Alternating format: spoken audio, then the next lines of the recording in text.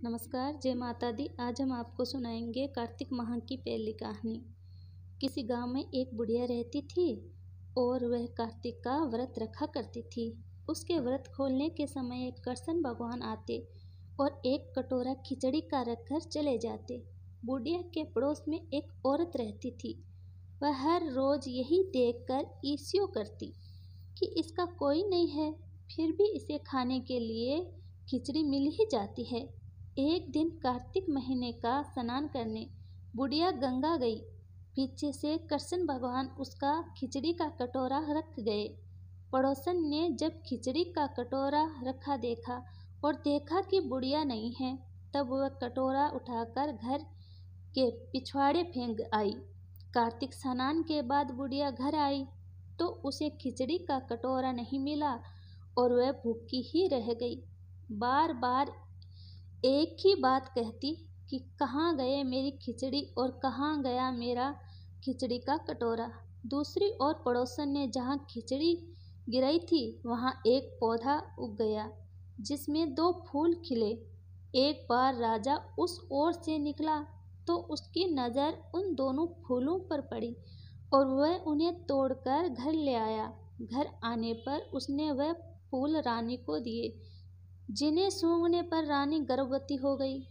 कुछ समय बाद रानी ने 2 पुत्रों को जन्म दिया। वह दोनों जब बड़े हो गए तब वह किसी से भी बोलते नहीं थे, लेकिन जब वह दोनों शिकार पर जाते तब रास्ते में उन्हें वही बुढ़िया मिलती जो अभी भी यही कहती कि कहाँ गई मेरी खिचड़ी और कहाँ गया मेरा कटोरा। बुढ़िया की बात सुनकर वह दोनों कहते कि हम है तेरी खिचड़ी और हम है तेरा बेला। हर बार जब भी वह शिकार पर जाते तो बुढ़िया यही बात कहती और वह दोनों वही उत्तर देते। एक बार राजा के कानों में यह बात पड़ गई। उसे आश्चर्य हुआ कि दोनों लड़के किसी से नहीं बोलते, तब वह बुढ़िया से कैसे बात करते हैं। राजा ने बुढ़िया को राजमहल बुलवाया और कहा कि हमसे तो किसी से ये दोनों बोलते नहीं हैं, तुमसे ये कैसे बोलते हैं। बुढ़िया ने कहा कि महाराज, मुझे नहीं पता कि ये कैसे मुझे बोल देते हैं। मैं तो कार्तिक का व्रत करती थी और कृष्ण भगवान मुझे खिचड़ी का बेला भरकर दे जाते थे। एक दिन मैं स्नान करके वापस आई तो मुझे वह खिचड़ी नहीं मिली।